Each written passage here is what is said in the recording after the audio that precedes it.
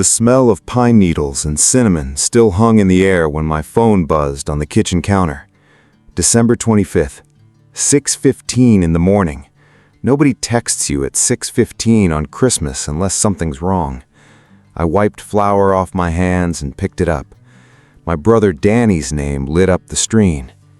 "We need to talk about Tyler's tuition today before everyone gets here." I stood there in my kitchen, coffee maker gurgling behind me, my wife Sarah still asleep upstairs, and I felt my stomach drop. Tyler's tuition, my nephew's college fund, the one Danny had been hinting about for months, the one I kept dodging because something about the whole thing never sat right with me. I typed back, "Can it wait till after presents?"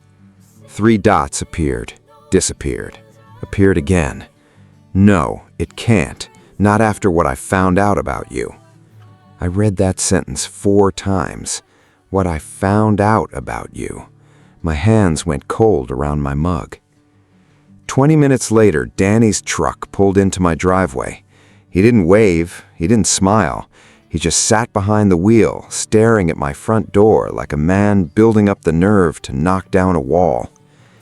Danny used to be the kind of brother who showed up early to help you move furniture and stayed late just to talk. That morning, he didn't look like that brother. He looked like a stranger wearing my brother's jacket. I opened the door before he could knock. Cold air rushed in around him, and for a second, neither of us said anything. Behind me, I heard Sarah's footsteps on the stairs, sleepy and slow, unaware that our quiet Christmas morning was about to crack open. "Danny, what's going on?" He stepped inside without wiping his boots. That wasn't like him either. "You've been lying to me," he said, "for years." I laughed, but it came out shaky. "Lying about what?" He pulled a folded piece of paper from his coat pocket, the edges soft like he'd been carrying it around for days, maybe weeks. He didn't hand it to me right away. He just held it like he needed one more second to decide if he was really gonna do this.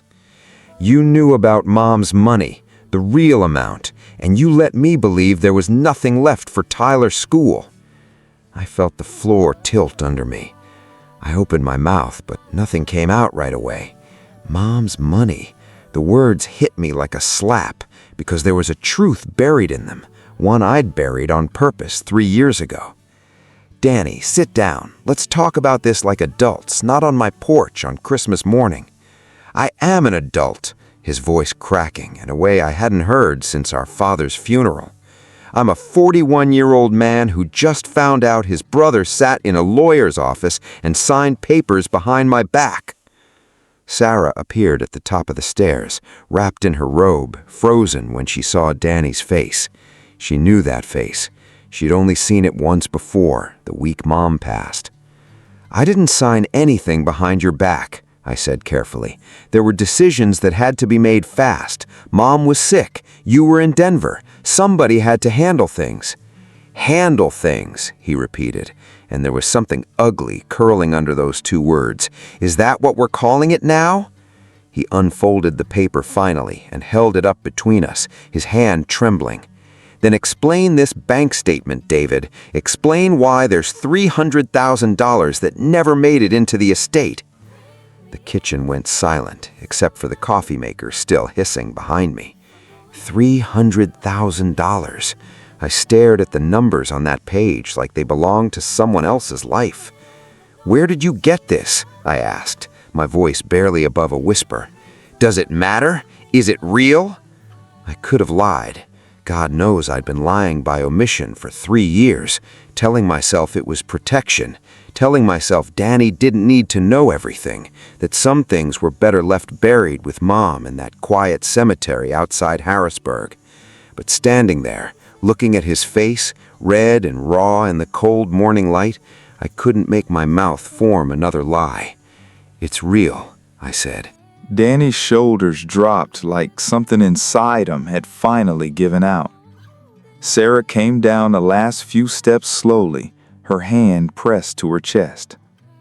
$300,000, Danny said again, quieter this time, almost to himself. You let me take out loans for Tyler's community college classes. You let me sail Dad's truck to cover his textbooks. And this whole time? It's not what you think, I said. Then tell me what I'm supposed to think, David, because right now I'm thinking my own brother stole from our dead mother and let my son suffer for it. Behind him, through the window, I saw Tyler's car pull up outside, right on time for Christmas morning, completely unaware of the storm he was about to walk into. Tyler climbed out of his car with a gift bag in one hand and his phone in the other, grinning the way 20-year-olds grin when they don't yet know their whole world is about to shift. He waved at me through the window before he noticed his father's face. "Dad?" His smile faltered on the porch steps. "What's wrong?" Danny turned to me, and for a moment I saw something worse than anger in his eyes. I saw the question of whether he even knew his brother at all. "Not now, Tyler," Danny said, his voice tight. "Go on inside. Say hi to your aunt." Tyler looked between us, confused, the gift bag hanging limp at his side. He was smart enough to know something was wrong, and young enough to still hope it wasn't as bad as it looked. He walked past us into the house, and Sarah quietly guided him toward the kitchen, throwing me a look over her shoulder that said, "Fix this, David, before it's too late." Danny waited until the door clicked shut behind them. "That money was supposed to be his," he said. "Mom told me herself before she got sick that she wanted Tyler taken care of, and you buried it." "I didn't bury it for the reason you think." "Then what reason, David? Give me one good reason." I looked past him, out at the frost creeping along the edges of my driveway, and I thought about the day I sat in that lawyer's office 3 years ago. I thought about the letter Mom had written me, the one nobody else knew existed. "There's someone else who was supposed to get part of that money," I said slowly. "Someone Mom asked me to protect." Danny's jaw tightened. "What are you talking about? There's nobody else. It's you, me, and Tyler. That's the whole family." That's what I thought too, until I read her letter. I watched confusion crawl across his face, replacing some of the anger, just for a moment. Mom had a daughter before she married Dad, before either of us was born. She gave her up for adoption when she was 19. Mom found her 4 years ago before she got sick. They wrote to each other. Mom never told you because she was scared of how you'd react.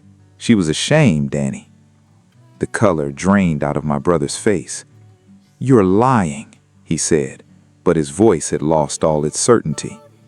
"I have the letter," I said. "I have all of it. Mom asked me to set aside money for her, quietly, so nobody would judge her for a decision she made when she was a scared teenager. That's the $300,000. It was never mine to spend, and it was never meant for Tyler either. It was hers." Danny stood frozen on my porch, his breath turning to fog in the cold air.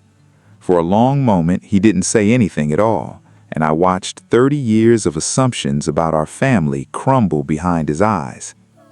"A sister," he finally said. "We had a sister," I corrected quietly. "Danny, there's more." He looked up at me sharply. "More? What more could there possibly be?" I hesitated, because this was the part I had rehearsed 100 times in my head, and never once. Her name is Rachel. She's 39. She lives 2 hours from here, in Scranton. And Danny, I swallowed hard. She has a son. He's sick. Really sick. Leukemia. Diagnosed 2 years ago.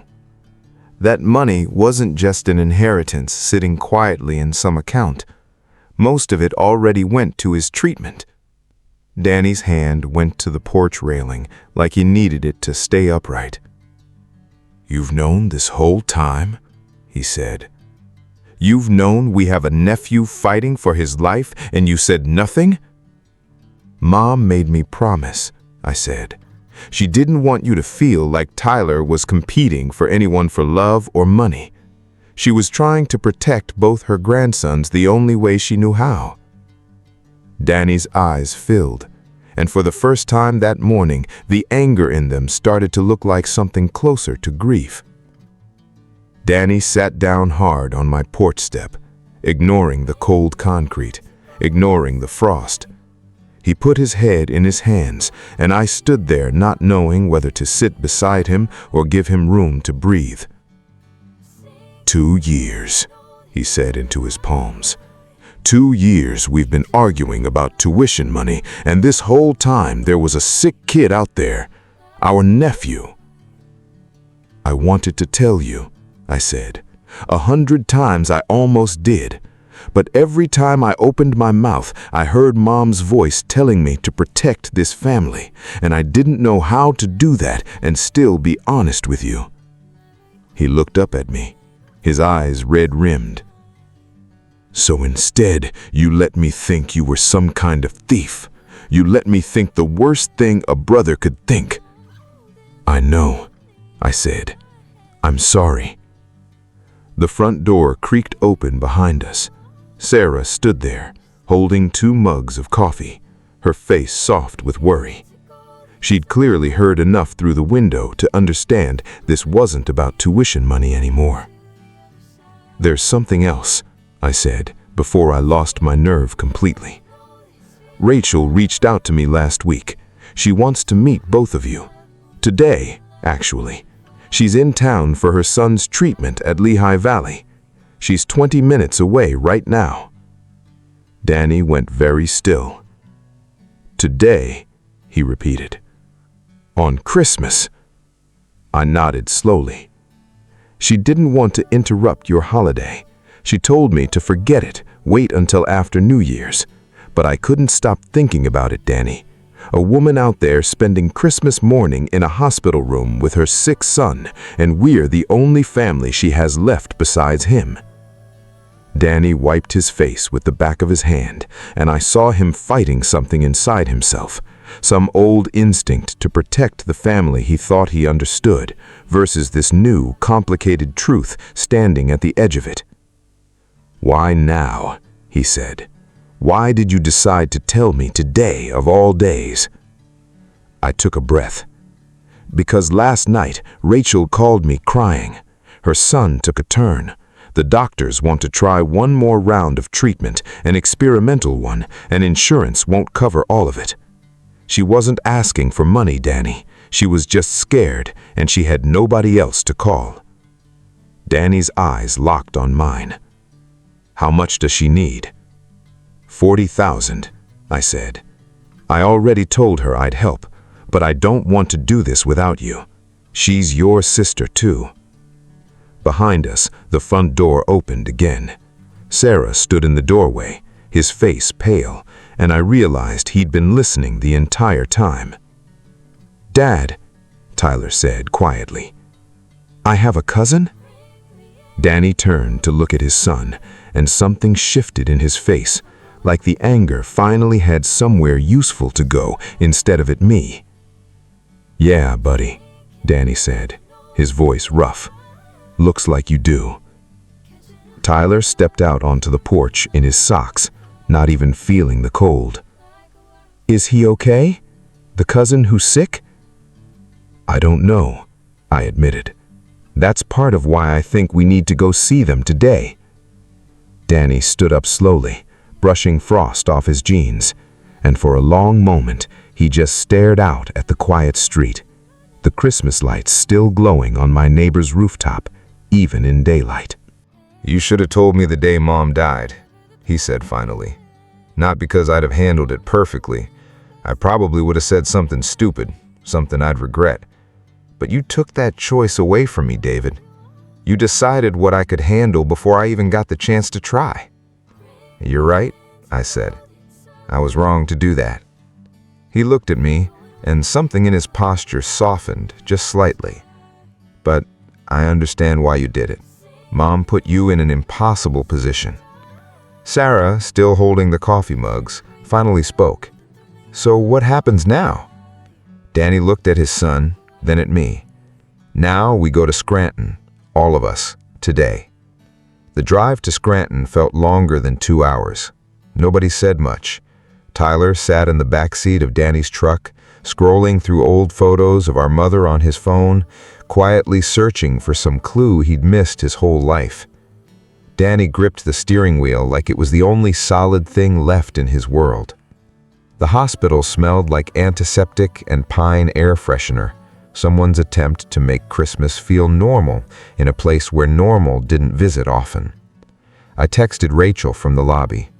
She came down in scrubs-colored sweatpants and a Christmas sweater, her eyes swollen from days of sleeping in a chair beside her son's bed. She stopped when she saw all three of us standing there. "You brought them?" she said, her voice breaking. "You're not doing this alone anymore," I said. Danny stepped forward, and for a second I didn't know what he'd say. Then he opened his arms, and Rachel walked into them like she'd been waiting 39 years for exactly that moment. "I'm sorry about your son," Danny said quietly. "What's his name?" "Noah. He's 7. Tyler stood beside them, awkward and unsure, until Rachel reached out and pulled him in too. "You must be Tyler. Noah's gonna want to meet his big cousin." Upstairs, through a hospital window, a small boy with no hair and tired eyes waved weakly at the strangers who were suddenly, completely his family. We spent the rest of Christmas Day in that hospital room, eating vending machine sandwiches and store-bought cookies Sarah had grabbed from a gas station on the way, and it was somehow the best Christmas any of us could remember. Noah fell asleep around 6, worn out from all the noise and laughter, his small hand still wrapped around Tyler's finger. Danny sat beside the bed for a long time afterward, just watching him breathe, like he was memorizing every detail of a nephew he'd only known for a few hours. Later, in the hallway, Danny pulled me aside. "I want to help pay for the treatment. Whatever Mom left behind, whatever's left of it, I want in. He's my nephew too." "She'd like that. Mom, I mean." Danny nodded, and for the first time all day, he almost smiled. "You should have trusted me sooner, David. But I get why you didn't. I'm just glad you finally did." We drove home past midnight, the roads empty and quiet, string lights blinking in every window we passed. Tyler fell asleep in the back seat, and Danny drove in silence, one hand steady on the wheel. I used to believe that protecting my family meant carrying every hard truth alone. That Christmas taught me something different. Love isn't about the secrets we carry to keep people safe. It's about trusting the people we love enough to carry the truth together.